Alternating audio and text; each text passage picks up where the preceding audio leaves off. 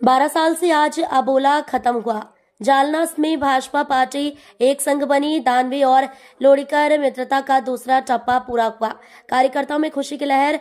भोकर दन मध्य ऐतिहासिक मंच विधायक लोणीकर के हस्ते मध्यवर्ती प्रचार कार्यालय उद्घाटन। भारतीय जनता पक्ष ने मौका देने पर जालना लोकसभा चुनाव लड़ेंगे। सांसद बबन राव लोणीकर ने आज कहा, लोकसभा चुनाव जीतने के लिए विधायक लोणीकर को माजी केंद्रीय मंत्री राव साहिब दानवे ने सपोर्ट देने की बात की है।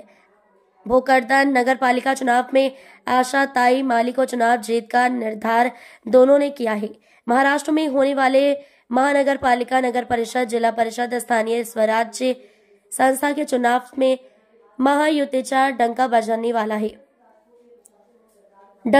वाला है, ऐसा विश्वास केंद्रीय मंत्री और विधायक ने किया है। कार्यक्रम में माजी केंद्रीय मंत्री राव साहिब दानवे पाटिल, विधायक बबन राव लोणीकर, माजी केंद्रीय मंत्री खां डॉक्टर भागवत कराड, भोकरदन के विधायक संतोष दानवे, कैलाश गोरंट्याल, विलास राव खरात, निर्मला ताई दानवे, जालना जिला अध्यक्ष भास्कर दानवे, सुरेश बनकर, ज्यादा से ज्यादा कार्यकर्ता उपस्थित रहे। काही निकाल कमी जास्त झाला। शेवटी 25 वर्ष 30 वर्ष आम्ही निवडून येतो।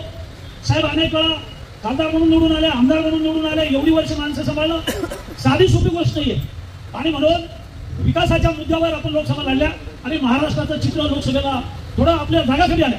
मात्र विधानसभेला भारतीय जनता पक्ष आणि महायुती यांनी रेकॉर्ड ब्रेक केलं। रेकॉर्ड ब्रेक 70 वर्षात एवढ्या कधीच जागा निवडून आल्या नाही। एवढे आमदार आपले निवडून आलेले आहेत आणि काही आमदार सुरेश बनकरांसारखे कमी मतांनी पडलेले आहेत। त्याच्यामुळं या शहरातला, या जिल्ह्यातला विकास करायचा असेल फक्त भारतीय जनता पक्ष आहे, महायुती आहे, भारतीय जनता पक्ष आहे। आपले जे विरोधी नेते आहेत तिथलचे यांनी जाहीर सभेत सांगू दे आम्ही काय काम केलं। 5 कामं सांगा। म्हणजे जालना राजूर या रस्त्यासारखे 100 गावात मोठे मोठे रस्ते येतात। विरोधकांजवळ काय, त्यांची क्षमता काड्याची टपी देण्याची नाही, काड्याची टपी देऊ शकत नाही लोक। एखाद्याचं त्यांच्या कार्यकर्त्याचं डोकं दुखायलं तर झेंडू आमची शिशी सुद्धा हे